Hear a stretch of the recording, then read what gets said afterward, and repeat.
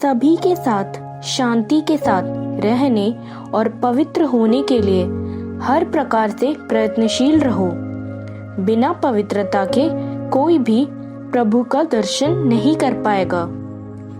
मेरे प्रिय मित्रों, आज हम अध्याय 2 पढ़ेंगे। इस अध्याय का विषय है कि हेरोदेस जब राज कर रहा था, उन्हीं दिनों यहूदिया के बेतलेहम में यीशु का जन्म हुआ और कुछ विद्वान पूर्व से यरूशलेम आए। पहले अध्याय में प्रभु यीशु मसीह के जन्म का समय और जगह के बारे में नहीं बताया गया है, लेकिन इस अध्याय में मत्ती हमें बताते हैं कि प्रभु यीशु मसीह कब और कहां जन्मे थे।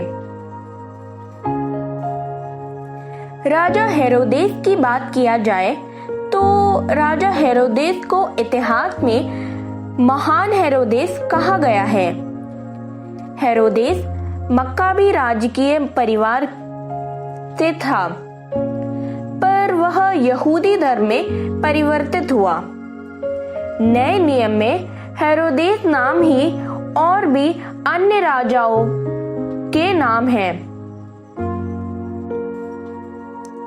हेरोदेस पूरे फिलिस्तीन के राजा थे, लगभग ईसा पूर्व 37 से ईसा पूर्व 4 तक, और यह रोमन के इतिहास के पुस्तकों में भी लिखा है। ईसा पूर्व 63 में रोमन सेना ने यरूशलेम मंदिर को नष्ट कर दिया था, लेकिन हेरोदेस ने इसे फिर से बनाया। हेरोदेस ने यरूशलेम मंदिर ईसा पूर्व 20 से बनाना शुरू किया। इस प्रकार प्रभु यीशु के वक्त में जो यरूशलेम मंदिर था वो राजा हेरोदेस ने बनाया था। इसी वजह से इतिहास में हेरोदेस को महान हेरोदेस नाम मिला। लेकिन हेरोदेस एक क्रूर व्यक्ति था। उसने अपनी पत्नी, 2 बच्चों, अपनी पत्नी के भाई और अपनी सास को मार डाला था। उसने 70 मासूम यहूदियों को गिरफ्तार किया था और उसने आदेश दिया था कि जब वो मरेगा, यानी कि जब हेरोदेस मरेगा, तो इन यहूदियों को भी मार डालने। तो सभी लोग रोएंगे और सबको लगेगा कि सब हेरोदेस के लिए रो रहे हैं। प्रभु यीशु मसीह का जन्म हेरोदेस के शासन के वक्त हुआ था। मसीहा का जन्म दाऊद के शहर अर्थात बेतलेहम में होगा लिखा गया था। यहूदी साबित करना चाहते थे कि प्रभु यीशु मसीहा नहीं है, इसलिए वे लोग प्रभु यीशु को नासरी बोलते थे। प्रभु यीशु मसीह का जन्म बेतलेहम में ही हुआ था और उनको नासरी क्यों बुलाते थे, उसका उत्तर मत्ती अध्याय 2 में बताया गया है। पहले वचन में हम पढ़ते हैं कि कुछ विद्वान पूर्व से यरूशलेम आए। इन विद्वानों को राजा भी कहा जाता है, लेकिन मत्ती ने नहीं कहा वे सभी राजा थे।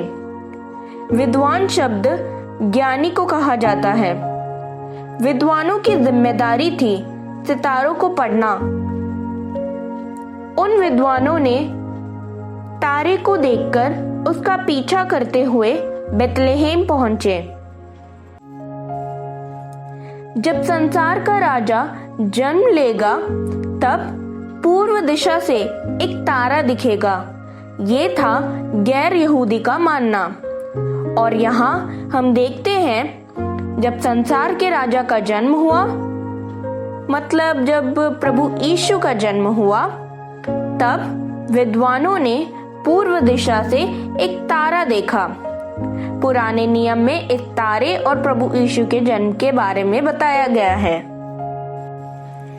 गिनती की किताब अध्याय 23 और 24 में हम देखते हैं बालाक ने पलायन करने वाले यहूदियों को शाप देने के उद्देश्य से बिलाम को भेजा, लेकिन परमेश्वर के आदेश के अनुसार बिलाम ने यहूदियों को आशीर्वाद दिया।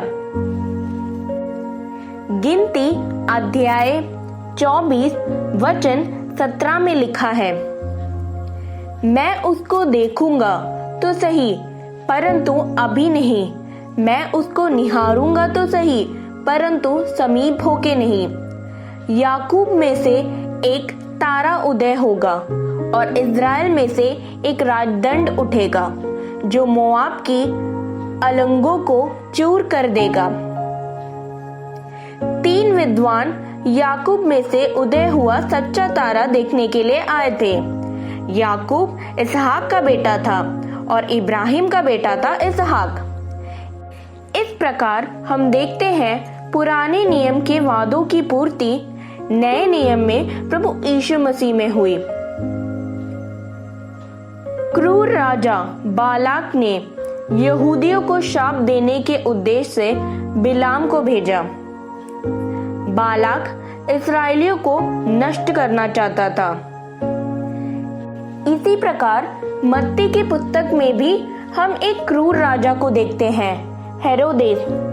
हेरोदेस ने विद्वानों को बोला बालक का पता लगाने, लेकिन हेरोदेस का उद्देश्य था परमेश्वर के पुत्र को नष्ट करना। हेरोदेस न केवल यीशु को मारना चाहता था बल्कि और भी मासूम बच्चों को भी मारना चाहता था। इससे मत्ती हमें बताते हैं कि नए नियम का बालक हेरोदेस है। 3 विद्वान हेरोदेस के महल में पहुंचे। परमेश्वर के बताए दिशा से तारे ने उन्हें प्रभु यीशु के घर तक पहुंचाया। लूका की किताब में हम देखते हैं कि वह घर एक चरनी था, लेकिन मत्ती ने बस घर बताया। विद्वानों ने सोचा संसार का रक्षक महल में पैदा होगा, इसलिए वे पहले हेरोदेस के महल को चले। पहले हम देखते हैं कि जब मसीहा का जन्म हुआ, विद्वानों ने तारे का पीछा किया, लेकिन आगे जब उन्होंने अपनी नजर तारे से हटाया, तब उन्होंने मनुष्य से पूछा कि मसीहा कहाँ पैदा हुआ है। जब हम परमेश्वर के तारे पर अपनी दृष्टि रखे रहेंगे तो हम परमेश्वर तक पहुंच सकते हैं। हमें अपनी दृष्टि तारे से नहीं हटानी चाहिए। अब अध्याय में वापस आते हैं। अध्याय 2 वचन 2 और 3 में लिखा है, यहूदियों का नवजात राजा कहाँ है? यह सुनकर हेरोदेस राजा और उसके साथ सारा यरूशलेम घबरा गया। यह एक महत्वपूर्ण वाक्य है। प्रभु यीशु मसीह अच्छा समाचार लाए जिससे सभी लोगों को महान आनंद होगा। लूका हमें बताते हैं कि स्वर्गदूतों ने यीशु मसीह के जन्म की खुशी मनाई और गीत गाया। लूका अध्याय 2 वचन 10 में लिखा है, तब स्वर्गदूत ने उनसे कहा, डरो मत, मैं तुम्हारे लिए अच्छा समाचार लाया हूँ जिससे सभी लोगों को महान आनंद होगा। लेकिन हेरोदेस यह सुनकर घबरा गया। हेरोदेस घबरा गया क्योंकि वो अपना सिंहासन बचाना चाहता था। विद्वानों से हेरोदेस को पता चला कि संसार के रक्षक का जन्म हुआ, इसीलिए हेरोदेस अपना सिंहासन को बचाना चाहता था। हमें समझना चाहिए कि बालक का जन्म हुआ जब हेरोदेस वृद्धावस्था में था। बालक को अभी बहुत समय है राजा बनने के लिए और उससे पहले तो हेरोदेस की तो मृत्यु भी हो जाएगी, परंतु लालची हेरोदेस को अपना सिंहासन बचाना था, इसलिए वो हर नवजात बच्चों को मारना चाहता था। हमारे दुख और कष्ट का उत्तर हमें मत्ती की किताब में मिलता है। हमारे पूर्वज हमारे लिए उदाहरण बनते हैं कि उन्होंने कैसे पीड़ाओं को सहा और प्रभु यीशु हमें दिखाते हैं हमें कैसे इन कष्टों को पार करना चाहिए। प्रभु यीशु अपने जीवन से हमें बताते हैं कि उन्होंने भी कष्टों को कैसे सहा जब से वे बालक थे, और वे हमें बताते हैं कि हमें कैसे इन कष्टों पे जीत पाना चाहिए। अब वचन 4 और 5 में हम देखते हैं हेरोदेस ने यहूदी समाज के सभी याजकों और धर्मशास्त्रियों की सभा बुलाई। आगे के वचन से हम समझते हैं कि याजकों और धर्मशास्त्रियों भी यीशु के खिलाफ थे। हेरोदेस को मसीहा के बारे में और जानना था, इसलिए उसने याजकों और धर्मशास्त्रियों से पूछा मसीहा कहाँ जन्म लेंगे। उसे पता चला कि नबियों ने लिखा था कि मसीहा बेथलेहेम में जन्म लेंगे। मीका की पुस्तक अध्याय 5 वचन 2 में लिखा है, हे बेथलेहेम एप्राता, तू यहूदा का छोटा नगर है और तेरा वंश गिनती में बहुत कम है, किंतु पहले तुझसे ही मेरे लिए इस्राएल का शासक आएगा। इब्राहिम का बेटा इसहाक था और इसहाक का बेटा याकूब। याकूब के 12 बेटे थे और यहूदा याकूब का पुत्र था। पुराने नियम में हम देखते हैं ये 12 बेटे 12 जनजातियां बनते हैं और इसीलिए यहाँ यहूदा का वंश करके लिखा है। हम देखते हैं कि यहाँ पर धार्मिक नेताओं को पता है कि रक्षक का जन्म बेथलेहेम में होगा। इससे मत्ती साबित करते हैं कि रक्षक जो बेथलेहेम में जन्मे हैं वो पुराने नियम में बताया गया रक्षक ही है। इन धार्मिक नेताओं को हर धर्म ग्रंथ मालूम है और उसमें के हर नियम मालूम है, लेकिन वे लोग प्रभु को ढूंढने का प्रयास नहीं किए। हम देखते हैं विद्वानों को धर्म ग्रंथ नहीं मालूम था, लेकिन उनके पास पवित्र हृदय था अपने प्रभु को ढूंढने के लिए। परमेश्वर ने उन्हें रास्ता दिखाया सच्चे राजा की ओर। यहाँ पर मत्ती दिखाते हैं कि धार्मिक शास्त्रियों ने रक्षा को अस्वीकार किया, जबकि गैर यहूदियों ने रक्षा को अपनाया। आखिर यहूदियों ने रक्षा को क्यों अस्वीकार किया? उन्हें तो हर नियम मालूम था, उन्हें धर्म की हर बातें मालूम थी, लेकिन वे लोगों ने अपने ज्ञान से धर्म ग्रंथ को गहराई से नहीं समझा। अच्छा, हम सब भी तो धर्म ग्रंथ पढ़ते हैं, तो क्या हम प्रभु तक पहुंचते हैं? आगे वचन 7 और 8 में हम देखते हैं हेरोदेस ने विद्वानों को कहा जाने को और बालक का ठीक ठाक पता लगाने।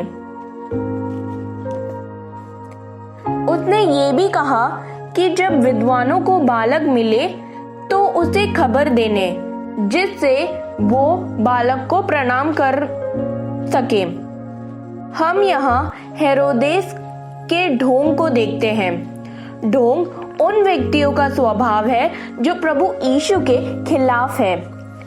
मत्ती अध्याय 23 वचन 13 में लिखा है, ढोंगी शास्त्रियों और फरीसियों, धिक्कार तुम लोगों को। शास्त्रियों और फरीसियों के ढोंगी जीवन को देखकर प्रभु यीशु ने उन लोगों को ऐसा कहा। यहाँ पर भी हेरोदेस ढोंग दिखाता है। रक्षा का संदेश कौन नहीं समझ पाता है? वे जो क्रूर है और अपने सिंहासन का लालची है। ऐसे व्यक्ति को रक्षा का संदेश नहीं समझ आता और ऐसे व्यक्ति को प्रभु यीशु और उनके सुसमाचार भी समझ नहीं आता। विद्वानों को गलतफहमी हुई कि प्रभु यीशु यरूशलेम के महल में जन्म लेंगे। यहाँ पर मत्ती मनुष्य की गलतफहमी को भी दिखाते हैं। प्रभु यीशु को कहाँ ढूंढना चाहिए? जहां पर परमेश्वर का प्रकाश हो। मनुष्य की भावना को परमेश्वर के प्रकाश से टकराना नहीं चाहिए। परमेश्वर ने तारा भेजा ताकि विद्वान मसीहा तक पहुंच पाए, लेकिन जब उन लोगों ने महल को देखा, वो लोग परमेश्वर के प्रकाश को भूल गए और वे लोग सोचे कि रक्षक महल में होंगे, लेकिन ये तो बस उन लोगों का अनुमान था। इसी तरह अपने अनुमान से हम रक्षक तक नहीं पहुंच पाएंगे। हमें परमेश्वर के तारे का ही पीछा करना चाहिए। वचन 9 और 10 में हम देखते हैं कि वे राजा की बात मानकर चल दिए। उन्होंने जिस तारे को उदित होते देखा था, वह उनके आगे चलता रहा। इससे यह पता चलता है कि तारा वही था, लेकिन विद्वानों ने महल देखा तो महल में घुस गए। मेरे प्रिय मित्रों, मत्ती हमें संदेश देते हैं कि जो प्रभु यीशु को जानना और समझना चाहते हैं, वे परमेश्वर के प्रकाश पर भरोसा रखें और उसी का पीछा करें। मनुष्य को अपनी खुद की भावना से परमेश्वर के कार्य को समझना नहीं चाहिए। अध्याय खत्म करने से पहले मुझे यह बताना है कि बाइबल हमारे जीवन का आदर्श होना चाहिए। हमें बाइबल को पढ़ना और अध्ययन बस नहीं करना चाहिए, हमें बाइबल में लिखी बातों को पालन करना चाहिए और निभाना भी चाहिए। हमें बाइबल को पालन करके और बाइबल के अनुसरण जीना चाहिए। हमें समझना चाहिए बाइबल हमारा मार्गदर्शी है। परमेश्वर आप सभी को आशीष दे।